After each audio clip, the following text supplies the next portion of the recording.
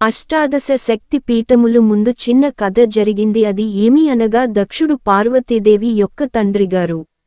ఆయన ఒకానొక సభలో విచ్చేసిన సందర్భంలో శివుడుగారు లేచి నిలబడరు. అందువలన దక్షుడు కోపంతో శివుడిని పిలవకుండా ఒక యజ్ఞం చేపడతాడు. ఆ యజ్ఞ కార్యమే దక్షయజ్ఞం. దీనికి శివునికి అతిథి పిలుపు పంపించరు. అప్పుడు పార్వతీదేవి తండ్రి మీద ప్రేమతో దక్షయజ్ఞానికి వెళుతుంది. అప్పుడు పార్వతీదేవి లోకార్యం కోసం ఇలా వెళ్తుంది. అక్కడ దక్షుడు పార్వతీదేవిని పట్టించుకోకుండా శివునిని తక్కువ చేసి మాట్లాడతాడు. అప్పుడు సతీదేవికి కోపం వచ్చి దేహత్యాగం చేస్తుంది.